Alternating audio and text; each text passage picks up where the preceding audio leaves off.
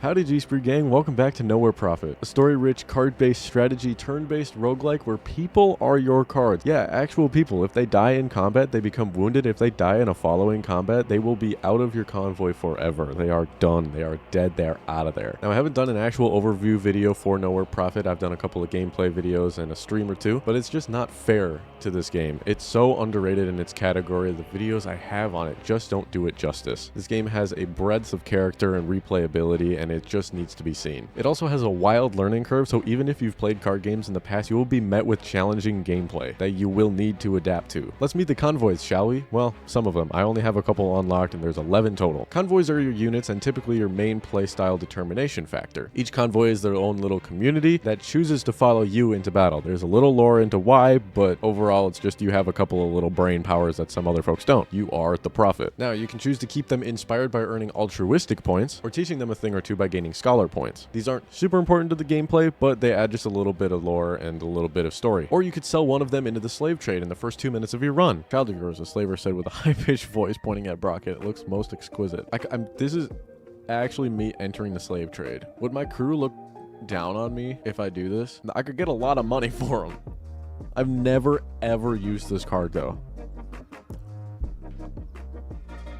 44 food and 14 batteries is insane. So yeah, as I said, there's 11 total convoys, 10 that you get to unlock, and each has their own starting resource pool. Basically, batteries, food, and hope. Batteries is the main form of currency. Food is needed for traveling and sometimes purchasing things or helping people along the roads. Hope is also needed for traveling, but it's also used for special events. And you can get consumables to help keep this number up and also provide a one-time buff for your next combat. You can also unlock little perks by completing little missions by playing these convoys. So apart from unlocking convoys and leaders, this is the only aspect of Nowhere Profit that can assist you outside of runs, making this as roguelike as they get, which isn't as common as you may think. And even with games like Slay the Spire, you still unlock cards by playing those characters, and you can level up characters in the game. Going back to the intro, I mentioned getting wounded. This happens when they die for the first time in your run, so first time combat, if you lose somebody, they get wounded. When a follower is wounded, they'll be 1 energy cheaper to play during combat, which is fantastic, but they'll also have 1 less HP. Additionally, again, if they die in this combat before getting healed, they're done, they're gone, they're dead. You can bury them on the road if you want to. But you can heal your followers at campfires or at the end of these acts. You can also heal up your prophet if you so choose to be greedy. Also, on the other side of the coin, they can become empowered if they get the final hit of the enemy leader in combat. This will heal their wounds if present, and then also give them a +1 attack for any future combats before they get wounded again. Now, we could go on for another 5 minutes about keywords, which makes these cards unique and all that jazz, but I just don't simply think I have enough time for that. I did do a stream last Saturday on my Overstock channel if you're looking for more gameplay, and I would love to just play more of this game in general. So if you're interested, let me know. But the convoy only makes up 1 of 2 decks that you get to bring into battle. The second is your leader's bag of tricks. The Wasteland is a broken, vile, unforgiving place full of the same tier of people, though you can find some kind folks hidden beneath the rubble, the trash, and just the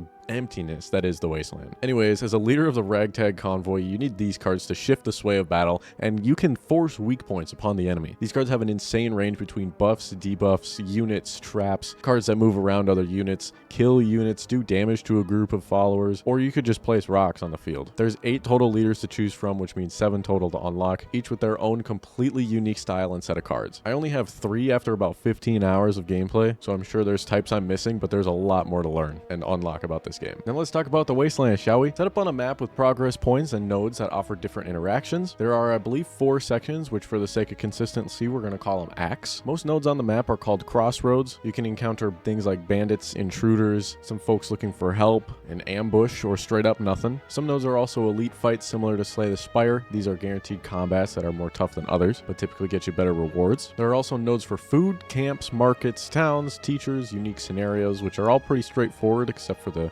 teacher. The teacher allows you to get leader cards as if you were leveling up, or a focus point to remove a card from your leader deck. You can sell your scrap at markets, buy new equipment, buy some luxury items, which are those things that you use one time and then get some hope for. But beware, on your journey from node to node, you can also get encounters, some requiring a fight, some an optional fight, and some without a fight. You can win batteries, food, hope, equipment, weapons from fights, so take them as you wish. And something super unique about this map is you can actually go backwards. So there's multiple paths, and then there's branching paths that loop around and lead to to other items. So if you want to go back, you can totally do that. Just make sure you have enough food and hope to make it through. And since you've cleared nodes already, if you revisit them, nothing will happen. And then finally, each act has a final boss. Upon beating that, you enter a city where you can heal up yourselves, your troops, interact with the environment, possibly gaining resources, new followers, buying items. So it's your typical bonus after beating a stage. And you've also leveled up once or twice through the first act, allowing you to unlock a new leader card and then gaining some HP. Now I know that was a pretty quick overview video, but without getting into too much, I think that was absolutely fantastic, so I hope you enjoyed. And if you're looking for Nowhere Profit, be on the lookout. I might be streaming it a little more, especially if requested. Why would I turn that down? But I absolutely adore this game. The art style and the board during play is the thing that really drew me in, and the gameplay just backs it up so well. It's very fluid. It's very nice. So if you're looking for something like Slay the Spire, except you put out troops on the field, it's more turn-based, more strategic, more of a challenge, this is definitely a good stop. And with that, I'll thank you all very much for watching, and we'll see you next Monday. See you on Wednesday with Overstock. And the podcast is coming back in February. Have a good one.